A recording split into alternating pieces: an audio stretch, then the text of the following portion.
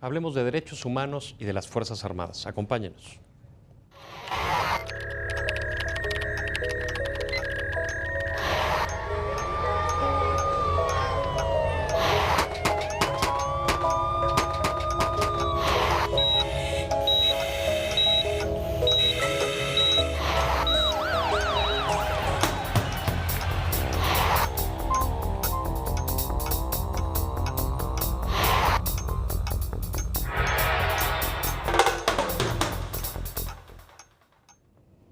¿Qué tal, amigos y amigas? Bienvenidos a una emisión más de su programa Expediente INACIPE.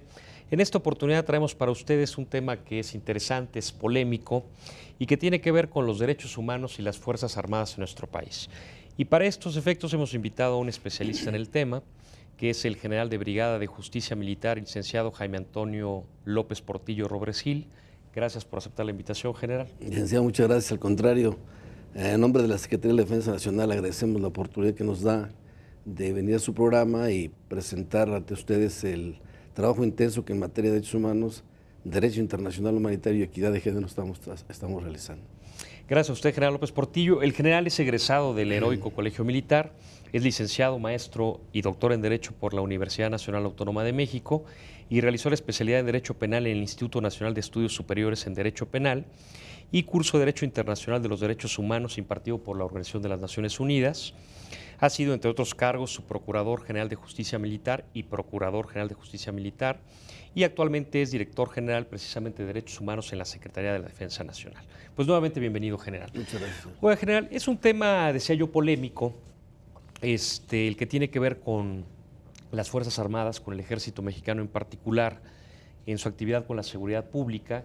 Y bueno, finalmente cuando se realizan funciones de seguridad pública, inevitablemente llega a haber problemas relativos a la cuestión de derechos humanos. Lo primero que yo le quisiera preguntar, general, sería relativo a los derechos humanos y la participación del Ejército en actividades de seguridad pública. O sea, ¿cómo ve usted esta combinación? Bien, pues como usted sabe, la Secretaría de la Defensa Nacional participa en todo este esquema de seguridad pública, precisamente como producto de una interpretación jurídica que hace la Suprema Corte de Justicia de la Nación, y de esta manera se determina que todo aquel ente del Estado que tenga participación en actividades de seguridad pública y entre necesidades determinadas lo puede hacer. En este caso, las Fuerzas Armadas. Además de ese esquema jurídico de la Suprema Corte, tenemos el de la propia aplicación de la Ley Federal de Armas de Fuego y Explosivos y la de actuamos en casos de flagrancia. Siempre a través de una petición debidamente fundada y motivada por la autoridad competente. Ese es realmente el trabajo que hacemos permanentemente. Y ahora un poquito más de intensidad con el asunto del trabajo en contra de la delincuencia organizada, pero siempre en apoyo de las autoridades competentes. Sí, porque es un tema que se discutía mucho, general, de si tenía atribuciones o no el Ejército para efectos de cuestiones relativas a la seguridad pública, pero que eso digamos, ese escollo legal quedó salvado con esta resolución de la Suprema Corte de Justicia de la Nación, ¿no? Pues de alguna manera estimamos que ha quedado salvado. Estamos participando intensamente en este trabajo. Todos los casos que en un momento determinado tienen que ver con nuestra participación y que tienen que pasar por algún tamiz procedimental, pues nos autoriza hasta este momento jurídicamente el sistema jurídico mexicano. Hay muchos analistas, general, que se oponen a que el Ejército, que sigue siendo, y lo ha sido por años, la institución tal vez mejor evaluada entre los mexicanos, como a la que más confianza le tenemos, ven mal que el Ejército pueda inmiscuirse en estas funciones de seguridad pública, en algún motivo porque consideran que a lo mejor eso puede traer como consecuencia que se pueda perder parte de esa confianza. ¿Usted qué opina de este tema? Bueno, pues según las estadísticas que ahorita se han expresado en los medios y conocemos, pues hasta ahora nos ha dado un buen rating de opinión en nuestra actuación de las Fuerzas Armadas. Pensamos que, entre tanto que procuremos hacer las cosas adecuadamente, como hasta ahora, seguramente seguiremos gozando de esa buena opinión de la población, que para nosotros es muy importante. Siempre los ejércitos en cualquier parte del mundo buscan que la población civil tenga una buena opinión y vea bien a sus Fuerzas Armadas. En este caso, pues lo hemos desarrollado de esta manera, el personal operativo y el personal administrativo es la parte que nos corresponde. Y ahorita básicamente la función del ejército señor, ha sido como que combate a delincuencia organizada, ¿no? En puntos específicos del país, ¿no? Bueno, es una parte nada más. Nosotros seguimos trabajando en el resto de funciones que tenemos en plan de N3, en todo lo que es trabajo de adiestramiento y de educación militar continua, todo lo que es el trabajo interno de sanidad militar, todo el trabajo administrativo y económico de presupuesto. O sea, es una amplia gama de trabajo el que hace la Secretaría de Estado. Y en el ámbito de seguridad pública, básicamente en estas localidades que están ya muy identificadas, donde ha habido problemas serios de delincuencia, ¿no? Bueno, ahí se está trabajando con las operaciones de alto impacto, precisamente procurando pues, hacer un trabajo más intenso en los lugares donde se ha detectado mayor incidencia de problemas de delincuencia organizada. Pero, como usted sabe, son pocos lugares. Señor, comentábamos hace un momento que finalmente cuando se está en un ámbito de acción de la seguridad pública, donde se trata de contener, prevenir, contener y eventualmente contender con delincuencia organizada eventualmente, es casi irremediable que viene un conflicto de derechos y eventualmente se alegan violaciones a derechos humanos. En este contexto, ¿cómo cuida el ejército que su función llegue a ser lo más transparente, lo más clara para evitar este tipo de conflictivo? Bien, pues como usted sabe también, nosotros tenemos todo un contexto jurídico, un sistema jurídico que es el fuero de guerra, fuero militar, la jurisdicción militar, donde nosotros tenemos el control de la actuación de las Fuerzas Armadas a través del control de la disciplina. Es decir, la disciplina nos interesa precisamente por la participación de personal armado, que es nuestro personal autorizado legalmente, y con ello pues procuramos que la disciplina nos sujete. Es decir, además de eso tenemos una serie de valores éticos, morales, que manejamos a través de nuestras leyes y reglamentos desde nuestro ingreso a las Fuerzas Armadas, que son las que nos ayudan a mantener esa cohesión y esa mística de servicio que tenemos en las Fuerzas Armadas. General, usted es el director general de Derechos Humanos, precisamente de la Secretaría de la Defensa Nacional. En ese ámbito, ¿cuál es el desarrollo de las políticas de la Dirección General a su cargo? Bien, pues nosotros estamos inmersos en el contexto general de las políticas públicas en materia de derechos humanos del gobierno federal. Dependemos y derivamos nuestro trabajo en materia de derechos humanos específicamente en lo que se refiere al Plan Nacional, al Programa Nacional de Derechos Humanos que controla la Secretaría de Gobernación, y de ahí salen todas las líneas de acción y trabajo de las dependencias. En la Secretaría de la Defensa Nacional fundamentalmente atendemos el asunto en dos rubros fundamentales, que es el de la prevención relativo a la promoción y difusión de los derechos humanos en todo el Ejército y Fuerza Aérea. ¿Qué tiene que ver con cursos de capacitación y cuestiones de esta naturaleza? De esa manera, además de diplomados, doctorados, maestrías en derechos humanos que estamos realizando, en equidad de género, y también algunos cursos importantes de Derecho Internacional Humanitario con el Comité Internacional de la Cruz Roja.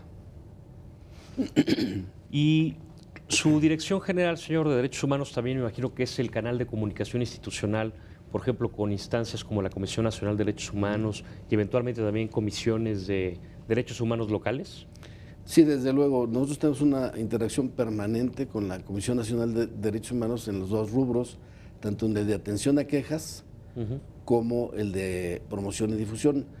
Se nos proporcionan personal de instructores, de profesores de derechos humanos, también las estatales nos apoyan en ese sentido, y tenemos una amplia gama de trabajo en toda la República, en todas las unidades, dependencias e instalaciones del Ejército y Fuerza Aérea Mexicana.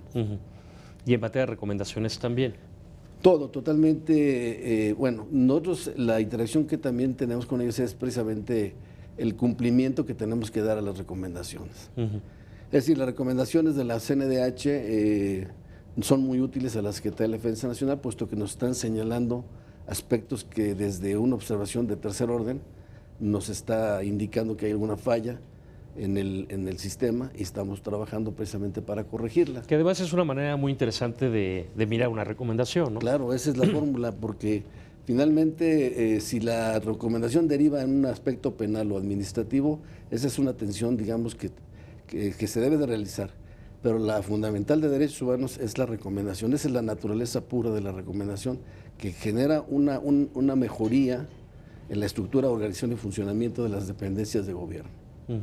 Por eso es que aceptamos las recomendaciones. Así es. Y en el ámbito de competencia de su dirección es donde se hace la investigación para la recomendación, para en su caso aceptarla o no aceptarla. Bueno, hacemos el análisis nada más. Sobre todo que buscamos la viabilidad jurídica porque tenemos que ajustarnos a derecho. Es decir, solamente podemos hacer lo que la ley nos faculta y tendríamos que revisar que lo que nos está indicando a través de la recomendación pues lo podamos cumplir conforme al marco legal vigente. Fundamentalmente estudiamos eso, informamos a la superioridad o para que sepa qué es lo que se nos está recomendando y normalmente le indicamos sobre la aceptación asesoramos en ese sentido. Y se da la contestación a la Comisión Nacional de Derechos Humanos para que ésta sepa que estamos aceptando la recomendación. ¿En qué se deriva? Como le decía, normalmente en una acción penal, en una investigación por parte de la Procuraduría General de Justicia Militar o bien en una investigación administrativa por el órgano de control interno de la Secretaría de la Defensa. Por ejemplo, y para el caso de que ustedes, general, detecten que pudo haber presuntivamente una conducta irregular por parte de algún miembro del Ejército, ya sea en el ámbito administrativo o en el ámbito penal, ¿son ustedes mismos como Secretaría, como Ejército, quienes implementan los procesos correspondientes para sancionadores? Bueno, es la jurisdicción militar. Es la jurisdicción militar la que se encarga de conformidad con la competencia que nos deriva la propia Constitución y el Código de Justicia Militar, es que se participa en la investigación y en su caso la sanción del individuo. Y en el caso administrativo igualmente. Usted sabe, el órgano de control interno de todas las secretarías de Estado depende de la Secretaría de la Función Pública. Y por el ámbito administrativo por ahí se hacen los procesos correspondientes. Investigaciones correspondientes y si resultan responsabilidades se sanciona al personal señalado como responsable. Eso es. Un tema que me gustaría tocar, señor, que ya usted lo enunciaba en una respuesta anterior y que es también muy polémico, es el del denominado fuero militar, que evidentemente es propio de los miembros de las Fuerzas Armadas y que después ha creado discusión, y quienes han sido críticos a esto lo han señalado como una figura que eventualmente sirve para que el Ejército proteja de alguna manera indebida, según dicen, actuaciones del propio Ejército. Entonces apunto la pregunta, señor, respecto a qué es el fuero militar, cómo opera el fuero militar, en lo que hacemos un corte que es muy breve, del cual regresamos en un minuto. ¿Qué tal?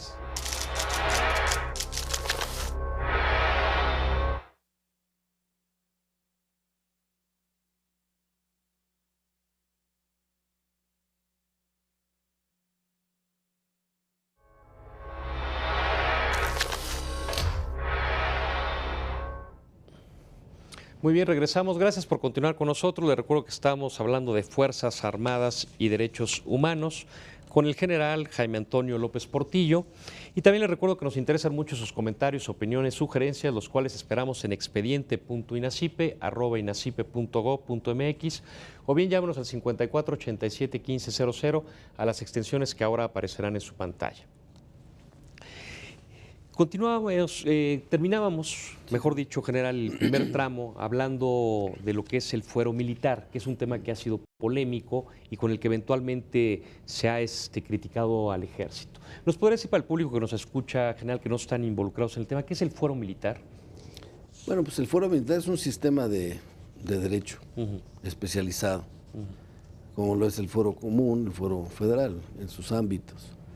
Desde luego nosotros es muy útil el sistema del fuero militar porque es una forma rápida en la que podemos actuar en control de la disciplina del ejército. Tenemos un despliegue de toda la República también, de ministerios públicos. Tenemos 3 prisiones militares, una en Guadalajara, una en Mazatlán y otra aquí en México, en donde consignamos las causas penales para su proceso y, en su caso, su sentencia. Es un trabajo que desarrollamos intensamente todos los días. Estamos en contacto inmediatamente con la problemática de toda la República, al instante casi podríamos decir. La Secretaría de Defensa Nacional de esa manera maneja sus cosas y por lo tanto la información al Foro de Guerra para la probable investigación de la comisión de un ilícito igualmente. Entonces estimamos que es un sistema adecuado para el sistema político mexicano, el sistema jurídico mexicano, que da los resultados correspondientes, puesto que nuestras Fuerzas Armadas ahí están trabajando con disciplina y creo que no hay ningún problema con ellas. Ahora, señor, entiendo que cuando se trata de un delito en el que participan militares o cometido en instalaciones militares, no hay duda del fuero militar. Entiendo que el punto de discusión es cuando participan también paisanos o gente que son civiles y participan en el hecho también militares. Sí. Entonces ahí se discute quién debe conocer, ¿no? Si el fuero común o si el fuero militar. Sí. Bueno, tenemos realmente muy pocos casos donde un militar con un civil cometan conjuntamente un delito. Sin embargo, si así se diera, pues cada uno tendría que ser procesado o investigado por las instancias correspondientes. En los casos en que el civil es una víctima del delito cometido por la acción de un militar, bueno, somos competentes de conformidad con el artículo 57 del Código de Justicia y de esta manera la aplicación se lleva a cabo, pues estimamos que con la suficiente justicia como para que las Fuerzas Armadas mexicanas funcionen adecuadamente. Entonces ahora estamos teniendo en este caso pues la petición, ¿verdad?, de algunas organizaciones de la sociedad civil en ese sentido, de que, bueno, esto generaría impunidad, el hecho de que nosotros directamente veamos las cosas, pero a nosotros nos rige la ley como a cualquier funcionario público, cualquier servidor público, cualquier ministerio público, cualquier juez o cualquier secretario de juzgado, cualquier magistrado, etcétera, cualquier proyectista, etcétera. Si comete algún ilícito, están los tribunales precisamente expeditos para que se presenten las denuncias. Es decir, se ha hablado de impunidad, pero no me han presentado un solo caso. Un solo caso donde siga, aquí está este expediente, donde el juez hizo este aspecto equivocado o cometió un delito o movió estas cosas en determinado sentido. Así no lo hay.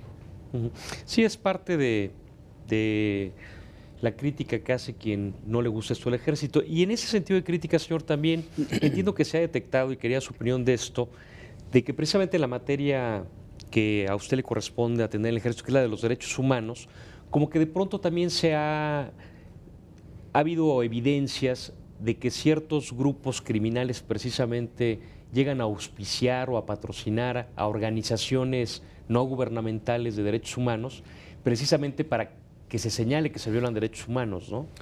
Bueno, en la actuación del ejército, es decir, una forma de contrarrestar la acción del ejército en el combate a la delincuencia. Digamos, ¿no? Que lo que podemos hablar en ese sentido es que yo como abogado particular de un cliente, pues puedo emplear como maniobra jurídica precisamente la obtención de pruebas a través de la presentación de una queja ante la Comisión Nacional de Derechos Humanos. Por ejemplo, se da mucho en casos de supuestos malos tratos o de tortura de personal que ya se consignó ante los tribunales y bueno, en ese momento ya estando ellos procesados, normalmente sus abogados les aconsejan presentar quejas ante la comisión y bueno, la comisión tiene que hacer su investigación y en ocasiones pues resultan pruebas favorables a favor de sus clientes. Entonces es una forma lícita del abogado litigante. No dudamos también otros casos en el que pues el hecho de que se presente una queja en contra de personal militar pues genera la consiguiente carga emocional para el que está siendo señalado como responsable, probable responsable. Entonces todo esto es útil o probable que se pueda utilizar para llevar a cabo y emplear en ese sentido el sistema de derechos humanos, que no es ilícito, digamos, es válido.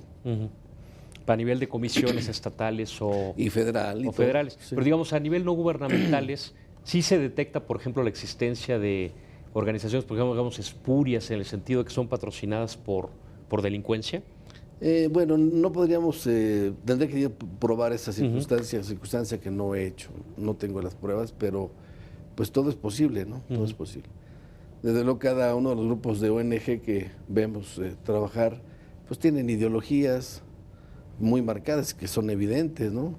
Y que son tanto de un lado como de otro. Y, o sea, con las que suele tener trato son organizaciones serias que traen normalmente, planes de trabajo, proponen políticas públicas. Así es, que son las que trabajan al seno de la Comisión de Política Gubernamental en materia de derechos humanos en la Secretaría de Gobernación, con todo el desarrollo del programa, fundamentalmente. Pero de todas maneras, estamos abiertos precisamente para que se acerquen con nosotros a la Dirección General de Derechos Humanos para platicar, para hacer trámites correspondientes, para denunciar lo que se quieren, denunciar alguna cuestión.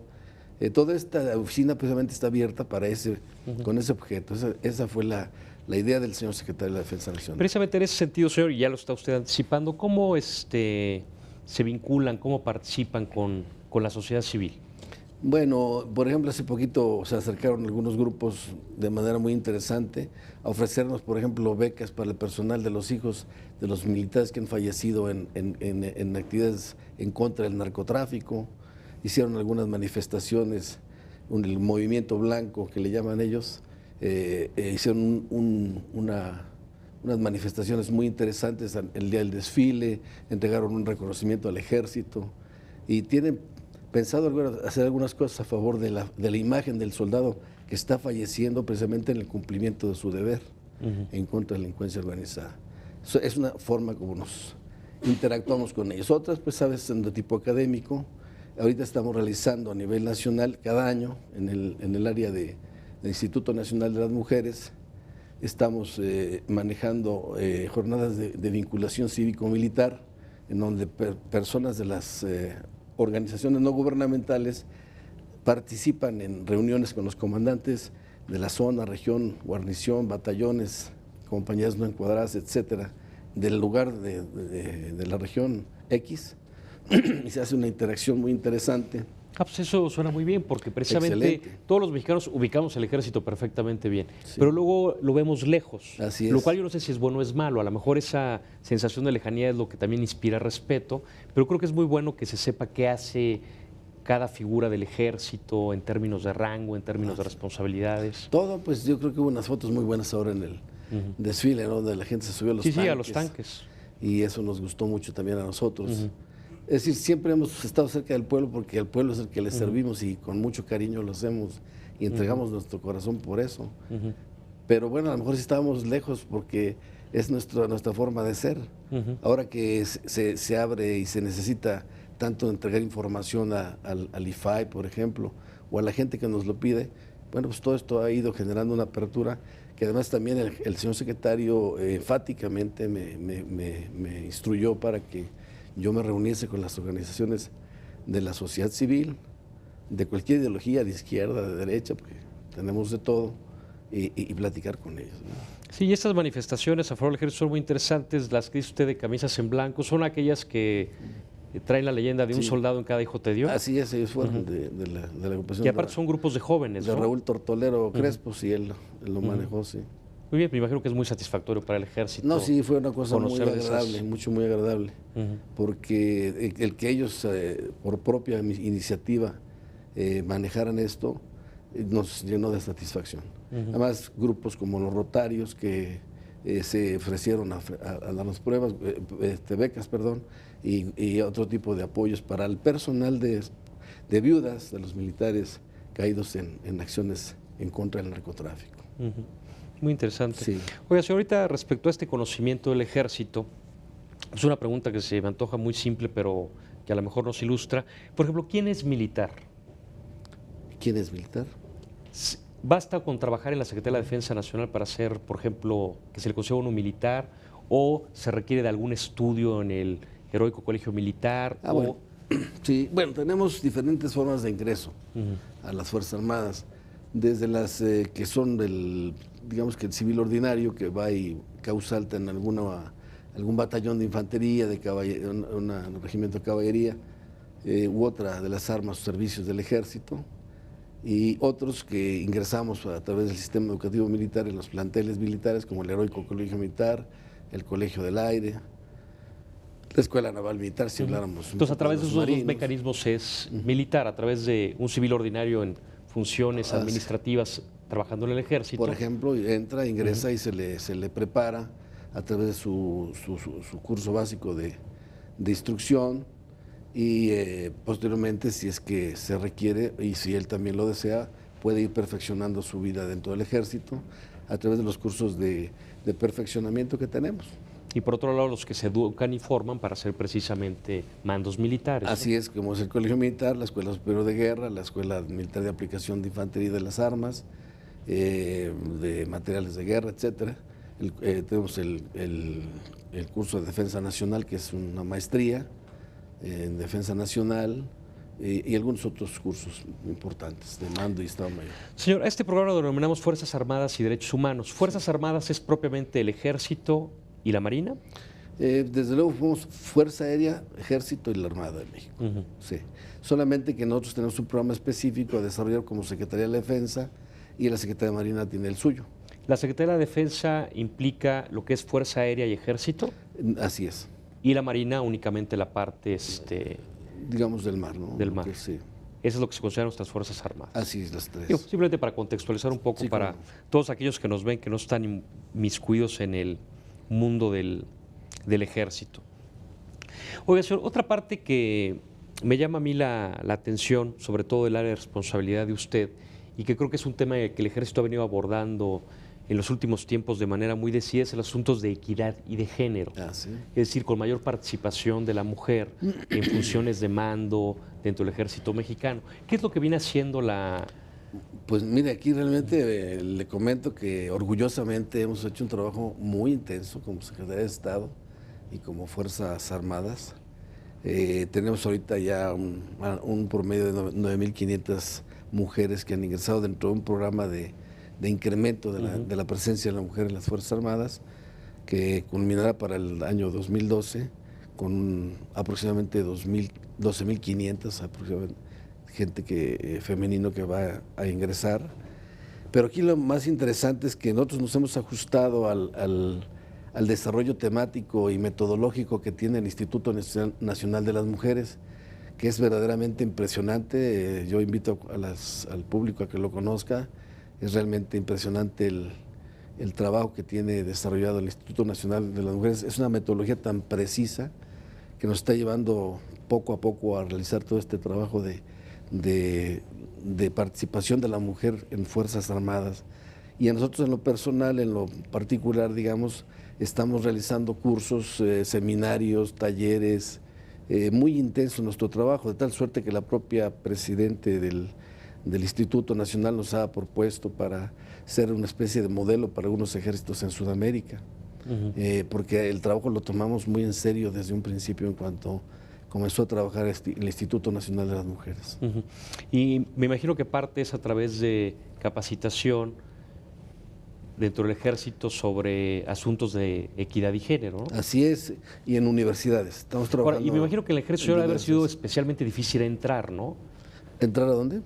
La materia de género, ¿no? No, por el contrario, totalmente abierto. O sea, nosotros en cuanto es que sí somos, el ejército mexicano es, por ejemplo, las reformas de 94, haga de cuenta que nosotros nos dan finalismo, ya, y entonces con el finalismo, ya. Igual acá, equidad de género, ya, y empezamos con equidad de género. Claro, es un desarrollo cultural que tenemos que realizar por mucho tiempo, pero así somos en el ejército. Sí, sobre todo eso me refiero a la parte no cultural, estamos dándole muchas vueltas al asunto. A lo mejor como que cambiar la forma de pensar es complicado, ¿no? No. Definitivamente, yo creo que estamos inmersos en una culturización general de medios masivos de comunicación que pues ya difícilmente puede brincar por ahí algún misógino, ¿no? Como le llaman, ¿no? Estamos muy abiertos, tenemos generales, ya mujeres, o sea, ya tenemos varias generaciones de generales mujeres. Ah, sí, fíjate, eso yo no lo sabía. Sí, tenemos. Yo tengo una subdirectora que es general, es mujer. la de Asuntos Nacionales, la encargada de todo lo que es quejas y promoción y difusión y equidad de género es ella. Ahora, en términos de eso, digo, bien, en cualquier momento podrá darse en el futuro una secretaria de la Defensa Nacional. Desde luego, es más cuestión de que se reforme la ley. Ok, ahorita se establece que es hombre.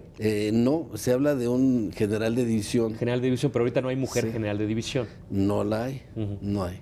Pero existe la posibilidad de que pudiese todo haber. es posible, así es. Ok. De conforme con todo este desarrollo que estamos viendo a nivel mundial, seguramente todo eso es posible. Muy bien, señor, muy interesante. Oiga, ahorita hablaba usted de la reforma del 94. Me gustaría ahorita hablar de la del 2008, junio del 2008, que es la reforma al sistema de justicia penal, que es una reforma integral, pero que se ha dado especial énfasis en la parte que tiene que ver con la oralidad en el proceso. En ese sentido, señor, el Ejército, en cuanto a su normatividad particular, ¿cómo se está preparando para esto de avanzar hasta un sistema penal inquisitorial? Porque entiendo que ustedes en parte ya funcionan de esa manera, ¿no? Con una suerte de juicios orales que no solamente lo son en el papel, sino que sí son orales. Bueno, la substanciación del procedimiento durante el ofrecimiento de pruebas, sí, lo hacemos normal, como lo hace cualquier fuero, el común o el federal. Sin embargo, ya en la etapa de juicio, repetimos todo el procedimiento y lo hacemos de manera oral. Es decir, con la presencia de los peritos, los testigos, el Ministerio Público, el defensor, un consejo de guerra integrado por 5 militares de guerra con experiencia en la problemática del conflicto que se esté dirimiendo. Que el Consejo de Guerra es un tribunal colegiado, ¿no? Es un tribunal colegiado que es el que determina culpabilidad o inocencia del sujeto. Y el juez, con base en la determinación de un interrogatorio que se le presenta al Consejo de Guerra después de haber escuchado la disertación tanto del propio procesado, de su defensor, de sus testigos, todo lo que ofreció durante la substanciación del procedimiento, se lleva a cabo el veredicto en primera instancia. ¿Y qué propuestas de reformas tienen? Bueno, estamos trabajando, aquí qué bueno que me permite decirlo, el Instituto Nacional de Ciencias Penales, para empezar, nos dio una capacitación en materia de juicios orales, en donde la totalidad, casi la totalidad de los abogados militares pasamos por ese curso, muy interesante y muy importante para poder empezar a trabajar las propuestas de reformas y de ajuste a la reforma constitucional. Ahorita ya tenemos un avance importante en materia procedimental, que son como 2 o 3 tantos de propuesta que está haciendo la comisión especializada, en la que también está participando personal especialista y experto en Derecho Penal del INACIPE y de algunas universidades como la ANAHUAC, la Universidad Nacional Autónoma de México y otros. Oiga, señor, ¿y tienen previsto, por ejemplo, que esta reforma va a impactar en el Código Penal también? En la parte procedimental sí, como nos lo platicaba, pero también en el Código Penal o en alguna otra... En todo donde tenga que impactar, tendrá que impactar. Es decir, no podemos quedar menos. O sea, es constitucional, por lo tanto, todo tiene que entrar al tamiz de lo que la reforma establece. Y aparte el Ejército, yo creo que más que otras instancias, me refiero como a algunos estados de la República, pues tiene el plazo que se da para esto es más que suficiente, ¿no? 7 años que nos restan. 8, ya quedan 7, sí. Pues estamos trabajando intensamente porque no es sencillo. Finalmente, este es un lenguaje, digamos que, pues no nuevo, pero sí que tenemos que ajustar, yo creo que todos los fueros, precisamente para que la comunicación en materia penal se pueda generar. Oiga, señor, y con este asunto de derechos humanos, otro tema que también ha sido conflictivo, que ha sido polémico, es el que tiene que ver con las normas especiales para la delincuencia organizada. Ustedes, señor, como ejército que eventualmente saltan precisamente para tratar de contener este fenómeno, ¿cómo mira estas normas especiales para la delincuencia organizada? Como por ejemplo el arraigo, como sí, eventualmente intervenciones de comunicaciones.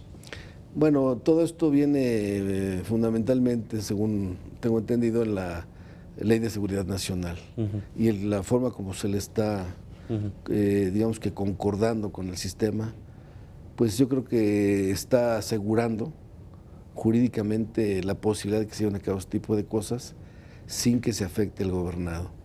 Es decir, cuando hablamos de seguridad nacional y hablamos de que el ejército solo debe participar en este tipo de actividades de seguridad pública cuando las policías o las autoridades civiles han sido rebasadas y solamente mediante la decisión del Consejo de Seguridad Nacional y con la participación del Congreso, del Senado y también de la propia Comisión Nacional de Derechos Humanos, creo que lo que se está buscando es dar certeza y seguridad jurídica para que la participación del ejército sea estrictamente conforme a derecho y para los casos específicamente necesarios, cuando sean rebasadas las autoridades civiles, cuando sean rebasadas en su capacidad de llevar a cabo las acciones que como ha sucedido como estamos ahorita en algunos puntos, ¿no? Sobre todo en el caso de la frontera. Sí. Oiga, señor, estamos llegando al final de nuestra segunda sección. Para entrar, me gustaría en el tercer bloque, señor, diferendo que hay entre derechos humanos y seguridad pública, ¿no? Que dicen que no hay una compatibilidad entre uno y otro. Pero si le parece, esto lo abordaremos en el siguiente bloque. Ahorita tenemos que hacer un corte, es muy breve. Regresamos. ¿Qué es la...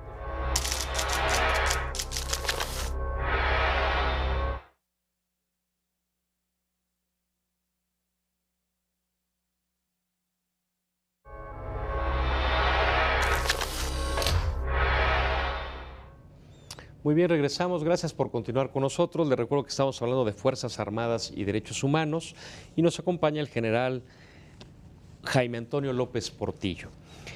También les recuerdo que nos interesan mucho sus comentarios, opiniones, sugerencias, las cuales esperamos en expediente.inacipe@inacipe.gov.mx o bien llámenos al 54 87 1500 a las extensiones que ahora aparecerán en su pantalla y volvemos con nuestro invitado, el general López Portillo. Señor, quisiera preguntarle también un tema que es casi inevitable cuando se habla de derechos humanos, en el sentido de que detractores de las comisiones de derechos humanos dicen que nada más protegen a criminales. Y de pronto también detractores o algunos visores en materia de seguridad pública que dicen que los derechos humanos es una barrera para que las policías, por ejemplo, para que el ejército pueda hacer bien su trabajo. ¿Cuál es su visión en términos generales de estos conceptos que se suelen mencionar con mucha frecuencia? Pues mire, es muy claro. Definitivamente las comisiones nacional y las estatales o las internacionales no actúan defendiendo delincuentes, eso no es cierto. Todo mundo tenemos derechos humanos en cualquier momento y eso lo sabemos todos. Yo puedo, a lo mejor como autoridad, en el momento de actuar como autoridad no los tengo. Tengo facultades, pero si yo cometo un delito y paso a ser procesado, en ese momento ya tengo derechos. Tengo garantías, por supuesto. O garantías. Entonces ese es el ámbito en el que nosotros entendemos los derechos humanos. No pensamos que la CNDH o las estatales estén encubriendo delincuentes en ninguna manera. ¿Y usted cree que eventualmente para la acción de las policías, y aquí ya me refiero a las policías que son las que tienen más contacto directo con la población en el ámbito de la seguridad pública todos los días, señor, ¿cree que eventualmente este conocimiento que tiene la población de los derechos humanos y eventualmente quien comete un delito, para eventualmente ocuparlo como una forma de tratar de evadir la acción de la justicia? O sea, es decir, que utilice los derechos humanos como arma para que los traten de liberar, pues no, alegando violaciones, porque es algo también muy frecuente. Bueno, ¿no? es que vamos a casos prácticos, ¿no? Como le informaba hace un rato. Hay personas que se quejan ante la CNDH, por ejemplo, de haber sido maltratadas o de haber sido torturadas. Así es, lo utilizan de esa manera, pero como estrategia. Realmente es su derecho, ¿no? Es su derecho. Seguramente también en esos mismos momentos pudiera haber alguna averiguación previa abierta en contra de personal militar por ese mismo motivo. Y entonces, si resulta y es cierto eso, pues obviamente que será una prueba útil para el proceso de ese sujeto, ¿no? Esa es la forma como se nota que se trabaja en materia de la queja. Y además es válido, o sea, además de eso, como informaba también, es importante que nosotros nos demos cuenta como instituciones, todo el gobierno, en qué estamos haciendo las cosas mal o equivocadas, o el sistema requiere una corrección X, o reformas. Definitivamente derechos humanos como derecho natural se convierte precisamente en eso, en un vigilante del derecho positivo, y con las miras a estarlo perfeccionando, como lo perfecciona la jurisprudencia, lo perfecciona cada sentencia. Eso es lo que estimamos que hace la comisión. Entonces es correcta la fórmula como se determina si hay o no una recomendación. Bueno, señor, y en recomendaciones que ya las habíamos hablado en el pasado segmento, ¿qué tantas recomendaciones recibe el Ejército? ¿En volumen es...? Bueno, pues yo no quisiera hablar si mucho o poco. Entiendo que ¿no? la Porque, mayor instancia gubernamental que recibe es la Secretaría de Seguridad Pública Federal, ¿no? No tengo el dato. Ahorita nosotros tenemos un promedio de 2.500 en toda la administración. Sí tenemos un incremento de quejas, obviamente tenemos un poquito más de contacto, estamos trabajando intensamente en favor Que se justifica plenamente por la entrada y del Ejército a estas actividades de seguridad pública. Pues a lo mejor si yo dijera que sí se justifica, ya ve que habrá quien no le parezca la palabra de justificar. Pero digo, se antoja razonable Quisiéramos que no hubiera ni una. Que habría una mayor actividad. Desde luego estimamos que se puede dar más, como es el caso.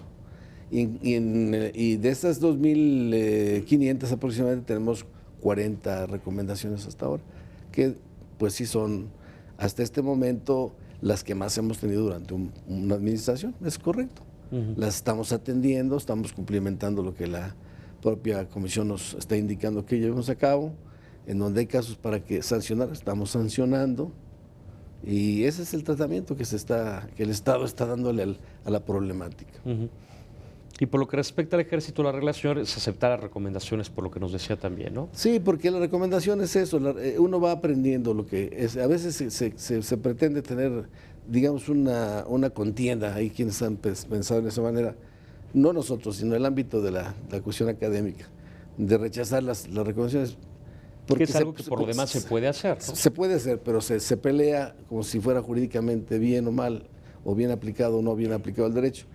Pero la recomendación no es eso, la recomendación es precisamente una sugerencia para que uno atienda. Puede ser que se descubra algo, bueno, pues el Ministerio Público debe investigar, o la autoridad administrativa. Y creo que es un funcionamiento muy, muy adecuado. Es un observador de tercer orden que nos ayuda mucho a verificar que cosas equivocadas no se estén realizando. O si el sujeto no tiene la posibilidad de acercarse, bueno, la propia comisión tiene hasta la facultad de iniciar una averiguación, un expediente de queja hasta con la noticia periodística que encuentre, o en radiofónica, etcétera. Y que por lo demás, el tener esa disposición de aceptarlas, me imagino que también trae como consecuencia tener una comunicación muy expedita con la CNDH, por ejemplo, ¿no? Bueno, nosotros normalmente estamos tratando de litigar, digamos, los asuntos, y asistimos los abogados asisten a hacer coordinaciones, sobre todo cuando falta algún documento en el expediente, algún requerimiento que nos estén haciendo. Procuramos mantener porque es una de las funciones principales de la Dirección de Derechos Humanos, hacer expedito el trabajo de la Comisión Nacional de Derechos Humanos. Es decir, todo lo que al Ejército se le requiere pasa a través de la dirección. Entonces nosotros tenemos la posibilidad, por los medios de comunicación con los que cuenta el Ejército, de tener una contestación muy rápida, o lo más rápido posible, lo que probablemente a la propia comisión le costaría un poco más de trabajo. Y entonces buscamos casi de inmediato. Tenemos los 15 días de ley para contestar, pero normalmente podemos contestar rápido. Oiga, señor, ¿y eventualmente ustedes tienen que ver ya en el ámbito de recomendaciones con las estatales? ¿No, verdad?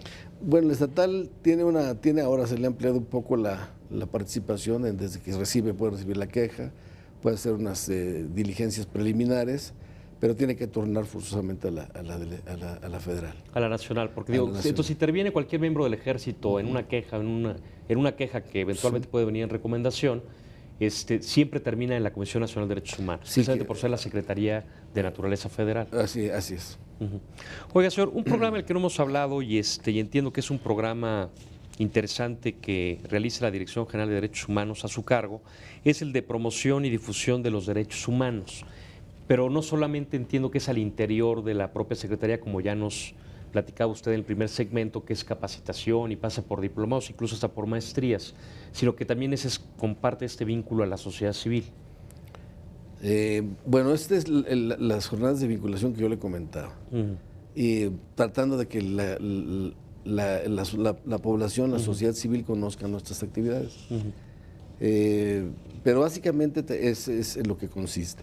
Tenemos libros, tenemos el libro de Derechos Humanos, el de Internacional Humanitario, y lo que estamos publicando ahorita en Equidad de Género, estamos acopiándonos de información para ingresar todos estos datos porque finalmente se convierten hasta temas de la propia promoción, así para ascender al grado inmediato superior, se incluye dentro de los programas de exámenes para los ascensos. Los relativos a los derechos humanos. A derechos humanos, internacional humanitario, que es el derecho a la guerra, y equidad de género. Como 3 temas que maneja su... La Dirección General de Derechos Humanos, así es. Oye, señor, ¿y qué otras funciones se desarrollan? Aparte de esta fundamental, que es de quejas y recomendaciones, esta de promoción, nos habían listado 3 o 4 funciones de esta Dirección General. Sí, desde luego tenemos todo el contacto con el Sistema Interamericano de Derechos Humanos, que es también tenemos que esa parte internacional allá, también es muy interesante. en la OEA, sí. Trabajamos con la Comisión y ahora con la Corte, que ya tenemos el primer caso entre la Corte Interamericana, está por resolverse. Muy interesante también. Trabajamos muy intensamente con la Cancillería en materia de asesoramiento a la propia Secretaría, con el Estado Mayor de la Defensa, para el trabajo de asesoría en materia de tratados internacionales que México vaya a firmar y al que tenga que participar la Secretaría con el ingrediente del Sistema de Seguridad Nacional. Es básicamente nuestro trabajo. Oye, nos decía que hay un primer asunto en la Corte Interamericana de Derechos Humanos, es la que tiene su sede en Costa Rica, ¿no? Así es, en Costa Rica. Por ejemplo, ¿cómo llega esa Corte a conocer de un asunto, por ejemplo, del Ejército Mexicano? Bueno, en el caso que nos ocupa en la Corte, la Comisión Interamericana de Derechos Humanos no estuvo conforme con la forma como se cumplimentó la recomendación que emitió en contra del Estado mexicano en un caso específico. Y al no estar de acuerdo, bueno, presentan una demanda en contra del Estado mexicano ante la Corte, la propia Comisión Interamericana. Ok, y ahí la Corte es la que decide. Así es. Y me imagino que la política del Estado mexicano es eventualmente cumplir esas resoluciones que emite la Corte. Totalmente. O sea, ahorita estamos precisamente esperando, es muy interesante jurídicamente hablando, esta conjunción de lo que es el derecho jurisdiccional, el sistema jurisdiccional, el sistema no jurisdiccional de derechos humanos. Esa conjunción en esta parte del sistema interamericano es muy interesante. Muy bien, señor. ¿Y qué otra de las funciones de la Dirección General que nos podría platicar? Esta fue la de la parte internacional, lo que también es de la mayor relevancia. Sí, muy relevante y muy interesante. Bueno, pues estamos permanentemente emitiendo opiniones jurídicas en la materia, en las 3 materias, a la superioridad. Normalmente nos llegan propuestas de reformas legales que proponen los diputados y nosotros hacemos, en su caso, nuestras opiniones, difusión y pues del sistema interno de la Esa dirección. parte de interacción con el Congreso es muy importante, ¿no? O sea, tomar en cuenta directamente a los actores, en este caso del Ejército. Bueno, normalmente lo hacen porque existe la Comisión de Defensa de la Comisión de Defensa y la Cámara de Diputados. Y con ellos normalmente, o algún otro partido, todos los partidos políticos nos hacen preguntas al respecto y bueno, ofrecemos la asesoría correspondiente, digamos, porque somos especialistas en la materia, ¿no? El derecho militar, sí. Y ahora, aparte, en esta ocasión se dio una circunstancia que no había sucedido, ¿no? Que un no militar se hiciera cargo de esta Comisión de la Defensa, creo, en el actual Congreso de la Unión, ¿no? Sí. Que eso también ya habla de una apertura que tiene que ver en el Ejército, ¿no? Que es los temas que hemos hablado, ¿no? Que tiene que ver con equidad de género, el asunto de las mujeres, el asunto que tiene que ver también de participar en cuestiones de seguridad pública, el de abrirlo más a la sociedad civil. ¿Cómo miran, por ejemplo, los militares ahora que un no militar o exmilitar ocupe una cartera de esta naturaleza en el Congreso? Bueno, pues insisto, yo creo que estamos viviendo un contexto muy novedoso en el mundo, del que nadie se puede sustraer. Sería ridículo sustraerse a una cuestión de este tipo. Se habla incluso de otro tipo de cargos a los que también se aspira colocar algún civil. Bueno, pues esto es cuestión de política. Sí, o sea, pero digo, para los militares eso no les genera ningún problema, ¿no? No, desde luego que pues son tradiciones de muchos años, pero son tradiciones. Finalmente el sistema jurídico es un sistema de orden, un sistema de procedimientos que nos debe llevar a un orden. Y si así fuese necesario en el futuro, seguramente que quien determine hacerlo calculará adecuadamente lo que va a hacer. Muy bien, pues bienvenida a esa apertura que muestra el ejército de hace tiempo ya, señor.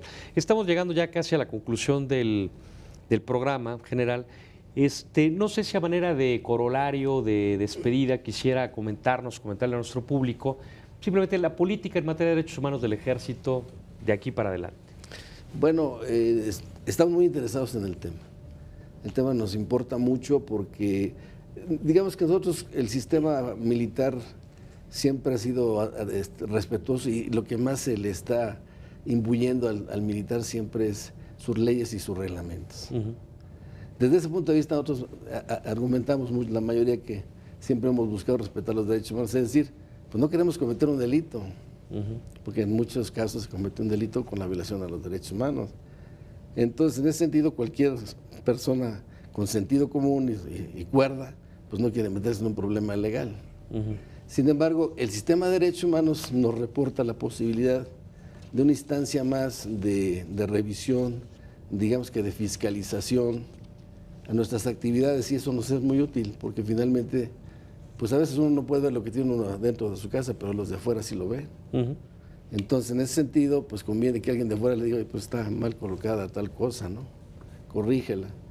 Y en ese sentido vemos los derechos humanos, vemos el trabajo de equidad de género, lo vamos ajustando precisamente a nuestro sistema castrense, igualmente el de internacional humanitario, que es muy útil, por cuanto que es un derecho de la guerra, que trabajamos muy bien con el Comité Internacional de la Cruz Roja, y enseña a nuestros militares a diferenciar entre combatiente y no combatiente, para cuando sea útil y aplicable esto. El empleo racional de la fuerza, ahora que estamos trabajando en aspectos de seguridad pública. Entonces es muy útil, la herramienta de derechos humanos para nosotros es muy útil, para el ejército mexicano, para la Fuerza Aérea y seguramente para la Armada. Es muy útil, porque nosotros tenemos que hacer ese trabajo sin tener problemas. Sí, aparte que dice que es la forma de avanzar hacia un Estado democrático de derecho, ¿no? Así es. El pleno cumplimiento de los derechos humanos.